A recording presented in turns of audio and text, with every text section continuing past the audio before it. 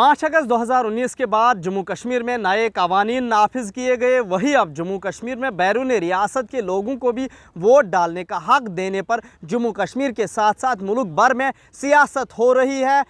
इस वक्त हम मौजूद हैं जम्मू यूनिवर्सिटी में, जहां हम कोशिश करेंगे जम्मू यूनिवर्सिटी में ज़ाहिर तालीम तलबा से रद्द-ए-अमल जानने की, जम्मू कश्मीर के सियासी मामलात के बारे में, ख़ासकर 5 अगस्त 2019 की तब्दीली के बाद तालिब इल्मों का क्या कुछ कहना रहेगा।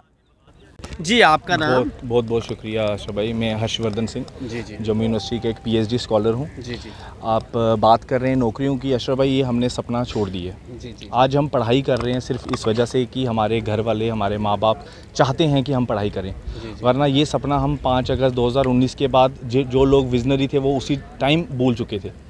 कुछ लोगों के मन में था कि हो सकता है कि अब हमें ज़्यादा नौकरियाँ मिलेंगी, क्योंकि भारतीय जनता पार्टी ने एक प्रोपोगंडा खेला जम्मू कश्मीर के बीच में कि आप कश्मीर वाले ज़्यादा नौकरी ले लेते हैं, कुछ बोलते थे जम्मू वाले ज़्यादा नौकरी ले लेते हैं।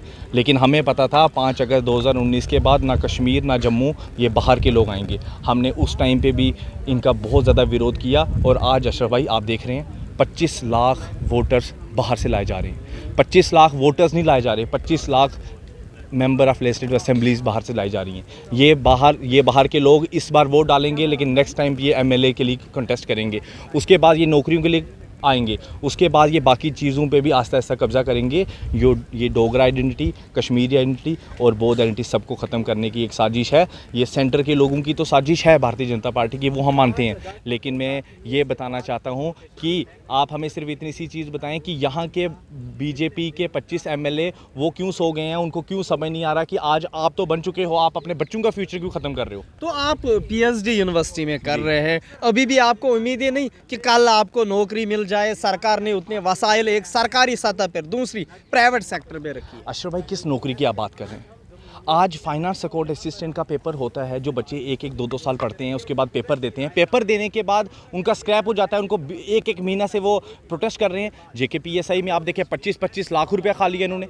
और उसके बाद आप मुझे बताएं, आज तक JKSSB का एक भी मेंबर, बाकी आला अधिकारी कोई भी पकड़ा नहीं गया। उनको आप टर्मिनेट करें, उनको आप सस्पेंड करें, बच्चों के साथ आप ही कर रहे हैं। तो अशरफ भाई, हम PhD करने के बाद क्या सोच सकते हैं कि हम लगेंगे? पिछले 5-7 सालों से मैं आपको बताऊं कि असिस्टेंट प्रोफेसर्स की नौकरी नहीं लगी है। 10+2 लेक्चरर्स को आप इन्होंने फ्रीज कर देंगे। लेकिन क्यों आप विरोध कर रहे हो? जम्मू में तो ऐसा सियासी सतह पे नहीं दिख रहा है कि जम्मू में कुछ एहतजाज हुआ हो या जम्मू के सियासी लीडरान के बयानात सामने आए हो। जिस तरह से वादी कश्मीर के सियासी लीडरान लगातार इसकी मुखालफत कर रहे हैं। देखिए, मैं आपको ये चीज़ एक पुख्ता कर देना चाहता हूँ कि आपकी सच बात है, क्योंकि भारतीय जनता पार्टी जब सेंटर से उन्होंने एक ऐलान किया कि अब मोदी सरकार है, हर चीज़ मुमकिन है, और जम्मू खासकर जम्मू के लोगों को ये लगा कि अब हमें बहुत सारी अपॉर्चुनिटीज़ मिलेंगी, अब बाहर से मल्टीनेशनल कंपनीज आएंगी, अब हमें नौकरियां मिलेंगी। तो बड़ी ब्रह्मना में इतनी फैक्ट्रीज है, जनाब, कोको कोला की फैक्ट्री, पेप्सी की फैक्ट्री, ये सब पहले की फैक्ट्रीज थी। आप मुझे बताएं 2019 के बाद या 2014 के बाद कौन सी फैक्ट्री आई हैं?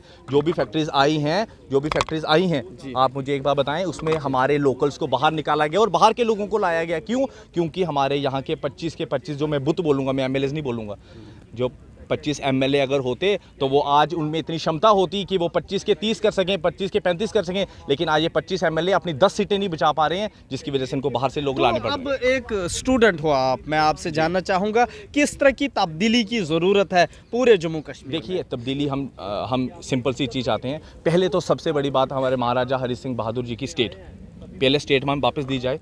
हमारी डोगरा आइडेंटिटी हमें बचानी है, हमें अपने लोगों को एडजस्ट करना है, हमें अपने युवाओं को एडजस्ट करना है सबसे पहले अपनी स्टेट में।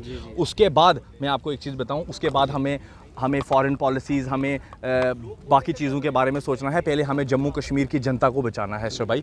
जब तक हम वो बचाने में कामयाब नहीं होंगे, तब तक हम as a Dogra, as a Kashmiri और एज ए बौद्ध हम फेल हैं। ये जी, आपका नाम? मेरा नाम तमन्ना है। जी। किस क्लास में? मैं जम्मू यूनिवर्सिटी की छात्र हूँ। मैं अभी इंग्लिश डिपार्टमेंट की हूँ, तो मैं फर्स्ट ईयर मेरा हो रहा है अभी। जी। कहाँ से आप यहाँ पढ़ाई करने के लिए आए हो? मैं पास में ही जम्मू में ही जी। तो जिस तरह से वुमेन एम्पावरमेंट की भी बात की गई थी 5 अगस्त 2019 के बाद, फिर कई नए कवानीन आए, आप फ़िलहाल तालीम यहाँ हासिल कर रहे हो और बाहर भी अब जिस तरह से सरकार कह रही है अगर गवर्नमेंट जॉब नहीं मिलेगी आपको, कहीं ना कहीं इंडस्ट्रीज़ एस्टैब्लिश हुई है, वहाँ पे आपको नौकरियाँ मिलेंगी। कितना कुछ फ़ायदा आपको मिला इन 3 वर्षों में? कुछ भी नहीं। 5 अगस्त 2019 में हमसे जो वादे किए गए थे वुमेन एम्पावरमेंट के लिए, वो सिर्फ वादे ही रहे। हम उनका इंतज़ार कर रहे हैं कि वो वादे हमसे कब पूरे होंगे।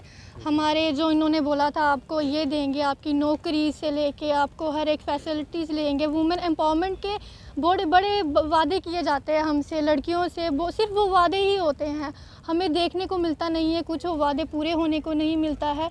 हमारे यहाँ पे आजकल इतना कुछ हो रहा है लड़कियों के साथ, रेप से लेके उनको डोमेस्टिक वायलेंस और भी पता नहीं क्या क्या हो रहा है।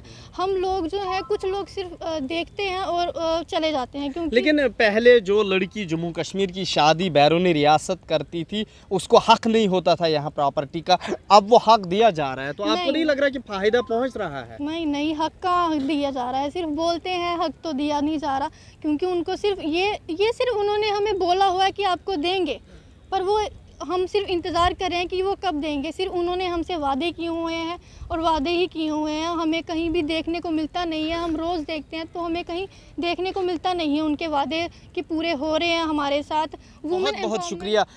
ये थे हमारे साथ जम्मू यूनिवर्सिटी के वो तलबा जिन्होंने हमसे बात की और 5 अगस्त 2019 की तब्दीलियों के बाद जम्मू कश्मीर के सियासी मुद्दों पे इन्होंने अपने रद्द-ए-अमल का इजहार किया।